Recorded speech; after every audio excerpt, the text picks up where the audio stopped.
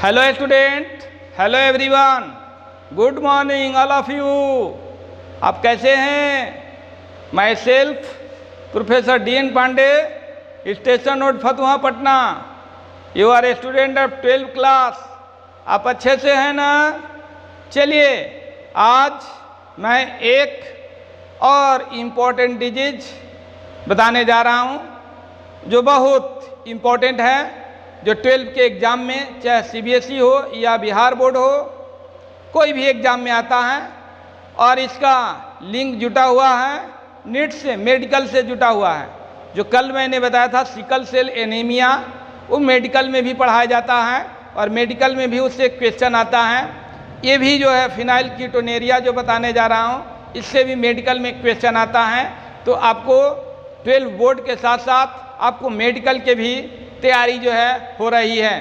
तो my dear student, आप एकदम ध्यान लगाकर पढ़ेंगे। और चलिए, मैं फिनाइल कीटोन्यूरिया के तरफ बढ़ता हूँ। Phenyl ketonuria, phenyl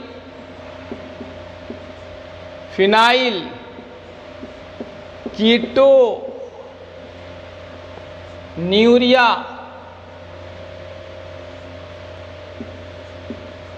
phenyl ketonuria. तो ये बहुत भयंकर बीमारी है। ये भी भयंकर बीमारी है क्योंकि इससे बच्चों में मानसिक दुर्बलता उत्पन्न होती है। मानसिक दुर्बलता, अब सोचने की बात है कि जब बच्चों में मानसिक दुर्बलता उत्पन्न होगी तो वो कैसे अच्छा बनेंगे।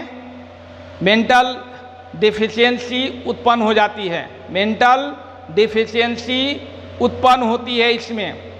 तो my dear student, phenylketonuria. तो चलिए, इस बीमारी के बारे में पढ़ते हैं, इस रोग के बारे में पढ़ते हैं। और ये भी जो है आनुवंशिक बीमारी है।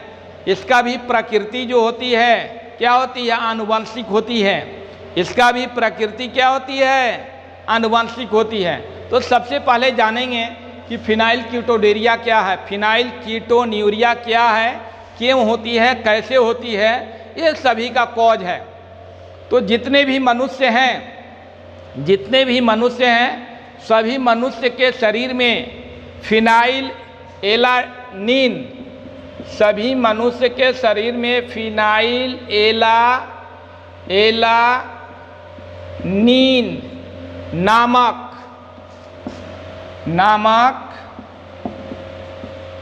एमिनो एसिड प्रेजेंट हैं, माने प्रेजेंट रहता है। जितने भी मनुष्य हैं सभी के शरीर में फिनाइल एलानीन नामक एमिनो एसिड है। और वह एमिनो एसिड या फिनाइल एलानीन नामक एमिनो एसिड किसमें परिवर्तित होते रहता है? किसमें? टायरोसिन फिनाइल एलानीन में परिवर्तित होते रहता है। परिवर्तित होते रहता है।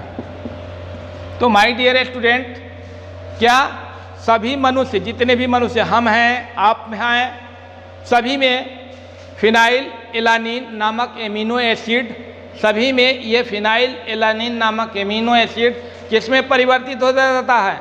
टायरोसिन फिनाइल एलानीन में परिवर्तित होते रहता है। और इसको कौन परिवर्तित करता है? इसको परिवर्तित करता है एक एंजाइम है, फिनाइल एलानीन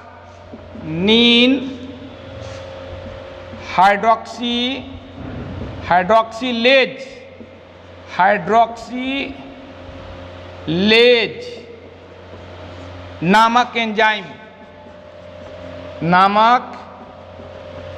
एंजाइम। तो माय डियर स्टूडेंट, यहाँ ध्यान से देखेंगे, सभी लोग देखेंगे तो प्रत्येक मनुष्यों के शरीर में जो फिनाइल एलानीन नामक एमिनो एसिड है वह जो है टायरोसिन फिनाइल एलानिन में परिवर्तित होते रहता है, परिवर्तित होते रहता है। उसको कौन परिवर्तित करता है? फिनाइल एलानिन नामक एमिनो एसिड को टायरोसिन फिनाइल एलानिन में कौन परिवर्तित करता है? तो फिनाइल एलानिन हाइड्रोक्सिलेज नामक एंजाइम, फिनाइल एलानिन हाइड्रोक्सिलेज नामक एंजाइम इसको जो है फिनाइल एलानिन नामक एमिनो एसिड को टायरोसिन फिनाइल एलानिन में परिवर्तित करता है। अब बताइए कि ये एंजाइम जो है, इस एंजाइम का यदि म्यूटेशन हो जाता है, ये एंजाइम किसी चीज़ में परिवर्तित हो जाता है, ये एंजाइम किसी चीज़ में परिवर्तित हो जाता है, माने इसका जब म्यूटेशन होता है, जीन म्यूटेशन एक है, क्या है? Gene mutation. तो इस एंजाइम का जब जीन म्यूटेशन हो जाता है तो जीन म्यूटेशन होने के कारण है ना, इस फिनाइल एलानिन नामक एमिनो एसिड को टायरोसिन फिनाइल एलानिन में परिवर्तित करने के लिए कोई नहीं रहता है, जिसके कारण हमारे शरीर में फिनाइल एलानिन नामक एमिनो एसिड जमा होते जाता है।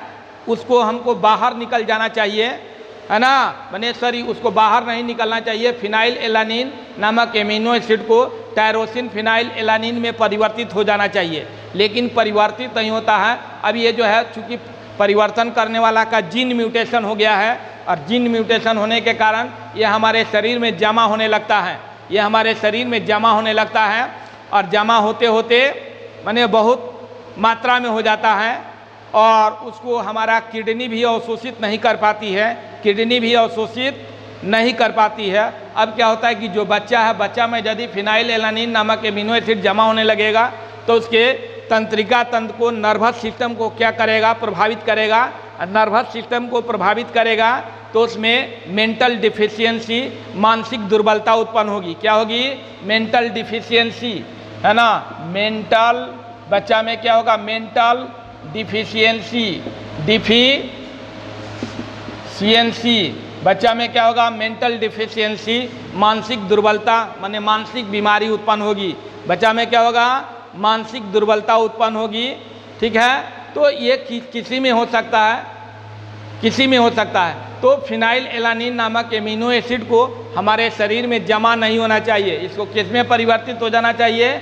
टायरोसिन फिनाइल एलानिन में परिवर्तित हो जाना चाहिए। लेकिन चूंकि इसको परिवर्तित करने वाला का फिनाइल एलानिन हाइड्रोक्सिलेज नामक एंजाइम जो परिवर्तित करता है, उसको जीन म्यूटेशन हो जाता है, जीन उत्परिवर्तन हो जाता है, और जीन उत्परिवर्तन होने के कारण इसको जो है फिनाइल एलानिन नामक एमिनो एसिड को इसमें परिवर्तित नहीं कर पाता है, जिसके कारण ये हमारे शरीर में जमा होते जाता है, जिसको हमारे किडनी भी अवशोषित नहीं कर पाती है, और अवशोषित करके उसको बाहर नहीं निकल पाती है, जिसके कारण जो है हमारा नर्वस सिस्टम, मानसिक दुर्बलता हमें उत्पन्न होती है। माने मनुष्य में जैसे हम हैं, आप हैं, है ना, तो उसमें मानसिक दुर्बलता उत्पन्न होगी। बच्चा में जो है मेंटल डिफिशियंसी उत्पन्न हो जाएगी, मेंटल से संबंधित बीमारियां उत्पन्न हो जाएगी, और बच्चा का जो IQ पावर है वो 20 हो जाएगा। IQ पावर ज़्यादा रहना चाहिए, और बच्चा का IQ पावर क्या हो जाता है? IQ पावर जानते हैं, IQ power,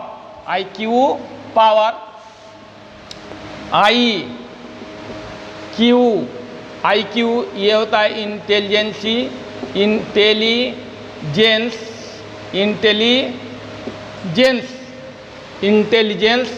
क्वाइटेंट, intelligence quotient, IQ power. IQ का फुल फॉर्म क्या है? Intelligence quotient. ठीक है, इंटेलिजेंस क्वाइटेंट इसका फुल फॉर्म है, और ये IQ पावर बच्चा में 20 हो जाता है। यानी फिनाइल कीटोनेरिया होने के कारण, फिनाइल एलानिन नामक एमिनो एसिड जमा होने के कारण बच्चा का IQ पावर क्या हो जाएगा? 20 हो जाएगा। माने वे जो है मेंटल डिफिशियंसी उसमें उत्पन्न हो जाएगा। तो इसी को my dear student phenyl ketonuria कहा जाता है। फिनाइल एलानिन नामक एमिनो एसिड यदि हमारे शरीर में जमा होती है, और क्यों जमा होगी? क्योंकि इसमें टायरोसिन फिनाइल एलानिन में नहीं परिवर्तित होगी, क्योंकि उसको परिवर्तित करने वाला फिनाइल एलानिन हाइड्रोक्सिलेज नामक एंजाइम का जीन म्यूटेशन हो चुका है। तो जीन म्यूटेशन हो चुका है, इससे ये जमा होते जाएगा और मनुष्य में मानसिक दुर्बलता नामक रोग उत्पन्न करेगा।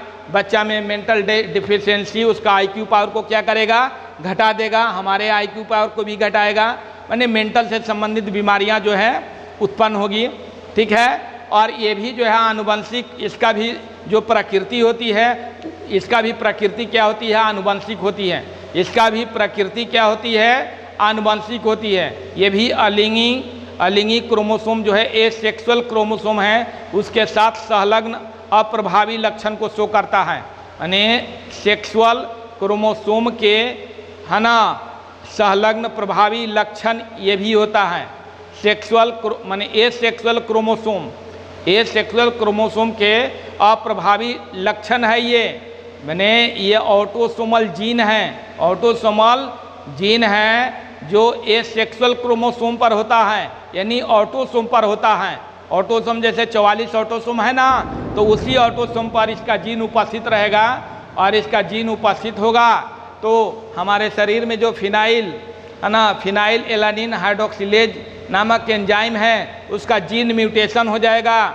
और जीन म्यूटेशन हो जाएगा तो फिनाइल एलानिन नामक एमिनो एसिड को टायरोसिन फिनाइल एलानिन में परिवर्तित नहीं करेगा, जिसके कारण ये बीमारियां जो है फिनाइल कीटोनेरिया नामक बीमारी उत्पन्न हो जाएगी। बच्चों के मानसिक माने ये मेंटल डिफिशियंसी उत्पन्न हो जाएगा, बड़ों में मानसिक दुर्बलता उत्पन्न हो जाएगा, माने दिमाग से कमज़ोर आदमी हो जाएगा। तो ये भी आनुवंशिक बीमारियां हैं, और ये भी जो है माता पिता के द्वारा बच्चों में जाती है। ये बीमारी जिस मनुष्य को है, जिस नर को है, जिस मादा को है ना, तो उसके द्वारा बीमारी उनके बच्चों में ये भी जा सकती है। और अनुमान लगाया कि 1800 बच्चा में 18,000 बच्चा में एक बच्चा फिनाइल कीटोनेरिया का शिकार होता है। 18,000 बच्चा में एक बच्चा फिनाइल कीटोनेरिया का क्या होता है, शिकार होता है। तो ये सारे चीज़ों को मैं PDF में भेज दूंगा। जितना मैंने बात बताई, जितना मैंने बक्का आपके सामने, ये सारे PDF में आपको चला जाएगा। सारे PDF नोट्स देखे होंगे। कल जो सिकल सेल एनीमिया है तो उसमें PDF मैंने भेजा है, उस PDF में नोट्स क्या है अवेलेबल है, उसी तरह से इसको भी मैं नोट्स में भेज दूंगा। लेकिन मेरे बात को आप समझ गए होंगे कि मैं क्या क्या बताया, समझे हैं कि नहीं बताइए। मैंने क्या बताया, मैंने यही बताया कि फिनाइल कीटोनेरिया नामक बीमारी कैसे उत्पन्न होती है, क्योंकि प्रत्येक व्यक्ति के शरीर में फिनाइल एलानिन नामक एमिनो एसिड जो है किसमें परिवर्तित होता रहता है, टायरोसिन फिनाइल एलानिन में परिवर्तित होते रहता है। और यदि परिवर्तित नहीं होगा तो ये क्या होगा, परिवर्तित नहीं होगा तो फिनाइल एलानिन नामक एमिनो एसिड हमारे शरीर में क्या होगा, जमा होते रहेगा। जमा होने से क्या हो गया, हमें मानसिक दुर्बलता होगी, हमारा किडनी भी अवशोषित करके उसको बाहर नहीं, चूँकि हमारे शरीर में ये बेकार पदार्थ है, इसको किसी चीज़ में परिवर्तित होना चाहिए, किसी चीज़ में परिवर्तित न परिवर्तित हो रहा है, न बाहर निकल रहा है। और कभी कभी मूत्र के साथ भी हमको लगता है कि ये बाहर निकलता है, मूत्र के साथ भी उत्सर्जित होते रहता है, क्योंकि इसको किडनी जो है अवशोषित नहीं कर पाती है। किडनी अवशोषित नहीं करेगी तो मूत्र के साथ ये बाहर निकलेगा, मूत्र के साथ क्या होगा, बाहर निकलेगा। ठीक है, तो इसको टायरोसिन फिनाइल एलानिन में परिवर्तित हो जाना चाहिए, लेकिन इसको परिवर्तित करने वाला फिनाइल एलानिन हाइड्रोक्सिलेज नामक एंजाइम का जीन म्यूटेशन हो जाता है, जिसके कारण ये जो है फिनाइल एलानिन नामक amino acid tyrosine phenyl alanine में परिवर्तित नहीं हो पाता है। ठीक है, जिसके कारण जो है फिनाइल कीटोनेरिया नामक बीमारी उत्पन्न हो जाती है, और इस स्थिति में मनुष्य को मानसिक दुर्बलता उत्पन्न होगी, बच्चा में मेंटल डिफिशियंसी, बच्चा का IQ पावर कम हो जाएगा। हम लोग का भी IQ पावर क्या हो जाएगा, कम हो जाएगा। इंटेलिजेंस क्वाटेंट जो क्षमता है, सोचने समझने की जो क्षमता है, कहा जाता है कि इसका IQ पावर क्या है, बहुत फास्ट है, यानी जल्दी से किसी चीज़ को कैच कर लेता है, जल्दी से किसी चीज़ को याद कर लेता है, उसी को IQ पावर कहा जाता है। ठीक है, तो IQ पावर बच्चा का क्या हो जाएगा, 20 हो जाएगा, 20 हो जाएगा। रहना चाहिए 150-200 माने 150 से, माने ये कहिए कि 100 से अधिक होना चाहिए। तो 100 से अधिक होना चाहिए, 150-200 जिसको IQ पावर होगा वो बहुत क्या होगा, बुद्धिमान होगा, बहुत चालाक होगा। बहुत तेज होगा। अल्बर्ट आइंस्टीन का नाम सुने होंगे, उनका भी 150 से ऊपर था IQ पावर। ठीक है, तो ये जो है जिसका IQ पावर होगा वो पढ़ने में क्या होगा, तेज होगा, बुद्धिमान होगा, चतुर होगा, चालाक होगा। ठीक है, तो वही ये घटाता है, IQ पावर को क्या कर देता है, घटाता है। ठीक है, और ये अलिंक क्रोमोसोम से संलग्न अप्रभावी लक्षण है, चूँकि ये ऑटोसोमल जीन है और ऑटोसोम पर ये उपस्थित रहता है, जिसके कारण जो फिनाइल एलानिन हाइड्रोक्सिलेज का जीन म्यूटेशन हो जाता है। और जीन म्यूटेशन हो जाता है तो फिनाइल एलानिन नामक एमिनो एसिड परिवर्तित नहीं होगा और हमारे शरीर में रह जाएगा। ठीक है, और हमें फिनाइल कीटोरेनिया नामक बीमारी उत्पन्न कर देगा। तो इन सभी बातों को समझ लिए हैं। तो माय डियर स्टूडेंट, वीडियो अच्छा लगा ना? ठीक है, इसको पीडीएफ में आप देख लेंगे, पीडीएफ में चला जाएगा इसका नोट्स। जितना मैंने बताया सब नोट्स जो है पीडीएफ में अवेलेबल है। तो पीडीएफ में अवेलेबल है, आपके पास लिंक है ही, लिंक हम भेज देते हैं और लिंक को खोलेंगे, वैसे ही पीडीएफ में आपको इसका नोट्स जो है मिल जाएगा। तो माय डियर स्टूडेंट, आप खुश हैं ना? पढ़ रहे हैं मन लगा कर ना? सभी लोगों को मन लगा कर पढ़नी है, सभी लोगों को मन लगा कर पढ़नी है। और जो माय डियर स्टूडेंट, यदि वीडियो ज़रूर अच्छा लगा होगा, इसलिए इस वीडियो को ज़रूर लाइक करेंगे और अपने फ्रेंड्स के भी शेयर करेंगे, जो है ना, जो हमसे जो मैंने कोई कोचिंग से एफर्ट्स नहीं है, किसी कोचिंग से फ़ायदा नहीं उठा रहे हैं, किसी कोचिंग से जुड़े हुए नहीं हैं, किसी टीचर से जुड़े हुए नहीं हैं, उनके तक ये वीडियो को ज़रूर आप शेयर करेंगे। और आप लोगों में से यदि कोई इस चैनल को सब्सक्राइब नहीं किया होगा तो ज़रूर चैनल को सब्सक्राइब कर देंगे, ताकि उनके तक लेटेस्ट वीडियो अपडेट होते रहे। तो माय डियर स्टूडेंट, आज बायोलॉजी में इतना ही। आप सभी को बहुत बहुत धन्यवाद, है ना। Thanks a lot, good bye.